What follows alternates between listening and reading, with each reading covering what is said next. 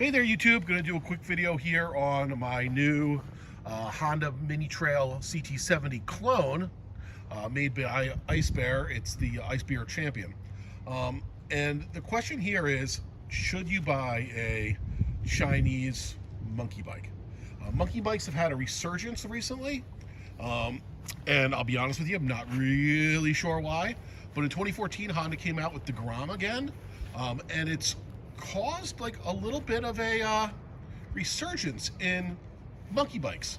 The bikes that I grew up with in the 70s, which are this Honda Trail 70, or the original one of it.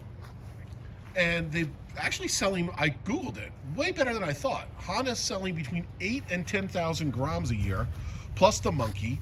Kawasaki came out with a clone of it, well, not a clone, but their own version, the Z125, and Benelli, which is now made in China, but in far higher quality than this bike, has the TNT 135. And all those bikes, I mean, the MSRP, and you have to add about $300 of freight and taxes to all these. The Benelli's the cheapest at $31.99 now. The Kawasaki Z125 is $33.99. The Grom is $34.99 without ABS, $300 more with ABS. The monkey does come now with ABS, and it's $42.99. So you add $300 to that, add some dealer fees before you even start talking of tax, title, any of those things, any dealer markups nowadays. You're looking at $4,000 to $5,000 before taxes and titles and all that. And this bike is, you can get them delivered to your door. You don't have to leave your house. There's a couple sites online. I'll give a shout out to where I got this is Cajun Mad Dogs, and it was $14.99 delivered to my door. Comes with a manufacturer's certificate of origin and a bill of sale and all that, so you can make it street legal. And the question is, how are these things out of the box, and is it going to last? I don't know if it's going to last. I will tell you the quality of this is obviously not what the Japanese manufacturers are. It's a 125cc single-cylinder bike, a clone of the old lay-down Honda engines. Things I've done to this bike to make it livable. First thing I had to do was change the rear shocks. These rear shocks had absolutely no dampening, but for $75 shipped, you can get these whatever aftermarket company RFY shocks. They look pretty sharp. I was not able to use the chain guard with it. World of difference. The stock little tires I replaced with these 120/90 10s, and it gave the bike way more stability and lowered the RPM. I put a 17-tooth sprocket here, and I changed the 18mm carb to a 22mm carb. All those things all together, including the tires, came out to $200. So in that, I'm at $1,699. Is it worth it? I'm not quite sure yet. And I threw a shifter that I had lying around on it. The bike has front disc brakes, rear drum brakes, and a 4-speed transmission with no clutch, which I'd say is annoying. But you get used to it, and you learn to rev match on downshifts. Now, the one thing that's weird about this bike is every gear is down. So if you're used to a regular transmission, which is 1 down and 4 up or 3 up, these are all down, and I will tell you, I money shift this thing all the time. I think I'm shifting it to another gear, and I'm actually upshifting, and I brought this thing so far over red line. It hasn't broken yet. So Chris, say hi, Chris. Hi. This is my son. Chris is 5'10" now, which is scary. He's 16 years old, and I'm gonna have him sit on the bike just so you can see what the sizing is. Chris, do you find it comfortable? Yeah. Yeah? What do you think of monkey bikes? They're fun. It's like a really it's like a shitty bicycle. Okay. So I really bought this thing because I wanted to follow Chris around on this his moped that he has, which I swapped a 110 in. And I'll go riding with him, and I'm riding my Harley or whatever, and it kind of, all of a sudden I forget that he was trailing behind me. So I kind of bought this so we could go riding together. And what I do is, after right now we have 243 kilometers on it. It's in kilometers. I'm going to try to do a update as things break, or maybe want to hit some milestones, maybe 1,000 kilometers, 2,000 kilometers. I'm going to try to put some miles on it this summer, give everybody an update, but I'll tell you that right now, go through every nut and bolt, put Loctite on it. Things came loose already. The bolts for the seat came out. One of the bolts in the exhaust came out. One of the bolts on the front fender came out before I moved it up to the higher placement when I changed the wheels.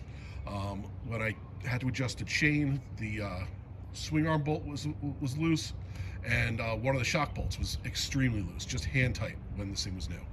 So nut and bolt check everything, put on some Loctite. Chris, you want to fire this thing up? Simple as that. You can either kick start it or you can hit the electric button. She's not used to kick start because his moped is a kick start. And then to start, when you want to go into gear, there's no clutch, but you have to kick down, and down is first, down again is second, down again is third. It'll do about 50 miles an hour out of the box. With the gearing change and everything, it'll do probably about 44, 45 with him on it. Hi, this is Chris on the editing. My dad meant to say 53 to 55. I don't go slower, you dumbass. But yeah, suck it up. You're fat. With me, I'm still stuck at about 50 miles an hour. So what we're gonna do is do a quick oil change, see what the oil looks like after 200 miles, and we're gonna follow up on this thing and see how it lasts. Any comments? Tell me things that are gonna break. Put it in the comments. Any warnings or insight you have for anyone else who might be interested in an Icebear 125 or any of the other Chinese clones of the old Honda CT70, please share, subscribe, put a comment in there. I'm sure a lot of people need some insight. Thanks. All right, so we're gonna change the oil, and there's the drain bolt, and it is underneath the bike, as you can see. It's a 17 mil. Chris is gonna bust out loose. Okay, now like I say, you should nut and bolt check every bolt on this bike, because it's loose, Chris. You don't need to wrench anymore. Oh, okay. I didn't know it's lit loose. Maybe you want to roll your sleeve up so you don't get oil on your shirt if it rolls down. And what we're going to do is we're going to drop this into this cup. We're going to run a magnet through it, see if we find any pieces of metal. Try not to drop the bolt into the oil, Chris. I'll try not to. And I've seen people who've posted videos where there's rubber coming out in their oil, and they're trying to figure out what that's from. So we're going to see what comes out. Oh, all right, that looks kind of dark for 200 kilometers already, which is, I guess, roughly 140 miles. So I believe it holds 0.8 of a quart of oil. So we're going to drain this. We're going to run a magnet through it and see if anything looks chunky. All right, so we have the oil here. I mean, I would say it doesn't look great for a brand new engine with 200 kilometers on it. But we're gonna see. We're gonna drop this magnet in, see if anything shows up on it. Then we're gonna run it through a paper towel. I know it's not sending it off to a lab to see what kind of precious metals are in there, but it'll tell us if there's anything gross that's coming out right now. So here's my brand new magnet that I've never used for anything else. Obviously it won't pick up aluminum or anything, but if there's any like steel or anything, it should pick it up. I mean, I don't see anything on there. I don't see it. It doesn't look sparkly. I don't see any metal in it. All right, let's run this thing through this paper towel, Chris, and see if anything's left in the towel. All right, so we're done there. I don't see anything sitting in my cup of oil. This might take another minute to fully drain so we can like look into the paper towel, but so far I'm not upset. So I don't know. I'll be very interested to see how this works. We're gonna do some updates on this bike. We're gonna shoot a video whenever anything breaks, and then I'm hoping to get like 1,000 miles on it, and we'll see if this thing is worth the, 1/3 of the price of a much better built Honda Grom or Honda Monkey. And we're gonna find out. One thing I can say is when you show up places, this thing does turn heads. People like to smile at it, look at it, people have been like very receptive. Like, I don't know if it's people who are like, oh, I remember those growing up, or just the hilarity of an adult driving around on a little bitty bike with tiny little wheels. But this bike makes people smile. Like, people are just happy when they see you on this bike. And so far, it's been actually kind of fun to have. All right. And I don't see anything, Chris. This is way slow. We'll just slow it. Figure it'll... anything heavy will stay in here.